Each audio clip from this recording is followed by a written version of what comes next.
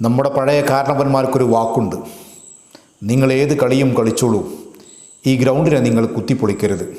അത് വല്ലാത്തൊരു വാക്കാണ്. വടകരയുടെ മണ്ണിൽ നിന്ന് കാഫിർ എന്ന പ്രയോഗവുമായി ബന്ധപ്പെട്ടൊരു സ്ക്രീൻഷോട്ടുകൾ വന്നതിൻ്റെ വിവാദം വന്നപ്പോൾ നമ്മളെ വല്ലാതെ ഓർമ്മിപ്പിച്ച വാക്കാണത്. ഈ നാട്ടിൽ തെരഞ്ഞെടുപ്പുകൾ നടക്കും, രാഷ്ട്രീയ പാർട്ടികൾ മത്സരിക്കും, ജയിക്കുകയും തോൽക്കുകയും ചെയ്യും.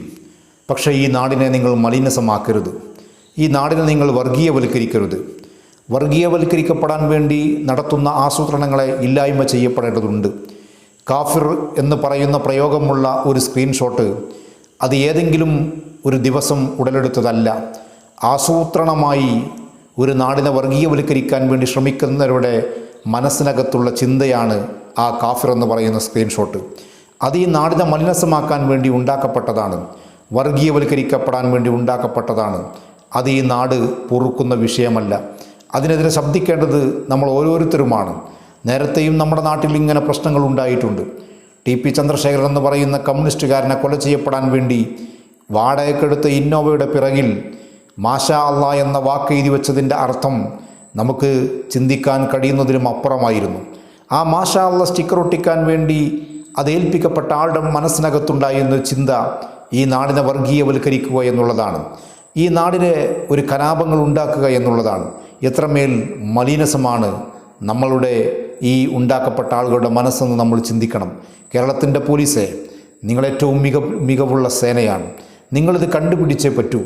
നിങ്ങളിതിൻ്റെ ആളുകളെ കണ്ടുപിടിച്ചിട്ടില്ലെങ്കിൽ ഈ നാടിനോട് നമുക്ക് ചെയ്യാൻ പറ്റുന്ന ഏറ്റവും വലിയ ഒരു സംവിധാനത്തെ നമ്മൾ തകർക്കപ്പെടുകയാണ്. നാളെയും നമ്മുടെ പുതിയ തലമുറയ്ക്ക് മുമ്പിൽ പുതിയ വർഗീയതയുടെ വിത്തുകൾ ഇവർ വാരി വിതറിയേക്കാം. പക്ഷെ അത് തിരിച്ചറിയാനുള്ള കരുത്ത് നമ്മുടെ ജനതയ്ക്ക് ഉണ്ടാക്കി കൊടുക്കേണ്ട ബാധ്യത നമുക്കുണ്ട്. ആ ബാധ്യതയാണ് കേരളത്തിൻ്റെ ഈ മണ്ണ് ഇന്ന് നേടിയെടുക്കേണ്ടത്. നമ്മുടെ ഇരുട്ടിൻ്റെ മറവിലെവിടെയോ വർഗീയ താല്പര്യങ്ങൾക്ക് വേണ്ടി സ്ക്രീൻഷോട്ടുകളായി സ്റ്റിക്കറുകളായി ഇങ്ങനെ ഉണ്ടാക്കപ്പെട്ടുകൊണ്ടേയിരിക്കുന്നു. മനുഷ്യനാവണം മനുഷ്യനാവണമെന്നുള്ള പാട്ടും വാക്കും അത് ഏതെങ്കിലും തെരഞ്ഞെടുപ്പിൻ്റെ ഗോതയിൽ അനൗൺസ്മെൻറ്റ് വണ്ടിയുടെ ബോക്സിനകത്ത് നിന്ന് നമ്മൾ കേൾക്കേണ്ട വാക്കുകൾ മാത്രമല്ല, അത് മനുഷ്യൻ്റെ മനസ്സിനകത്തുണ്ടാവേണ്ട ഏറ്റവും വലിയൊരു ചിന്തയാണ് മനുഷ്യനാവണം എന്നുള്ളത്. അതുകൊണ്ട് ഈ നാടിനെ വർഗീയവൽക്കരിക്കാൻ നിൽക്കുന്നവർക്ക് മുമ്പിൽ നമ്മൾ ആണയിട്ട് പറഞ്ഞുകൊണ്ടേയിരിക്കുക, ഈ മണ്ണ് ശാന്തിയുടെ സമാധാനത്തിൻ്റെ മണ്ണാണ്, ഇത് സൗഹാർദ്ദത്തിൻ്റെ മണ്ണാണ്, ഇതെല്ലാവരും ഒരുമിച്ച് നിൽക്കുന്ന മണ്ണാണ്. ഹിന്ദുവും മുസൽമാനും ക്രിസ്ത്യാനിയും തോളോട് തോളുരുമ്പി നിൽക്കുന്ന ഒരു മണ്ണിൽ വർഗീയ വിഷത്തിൻ്റെ വിത്തുകൾ പാകാൻ ഞങ്ങൾ അനുവദിക്കില്ല.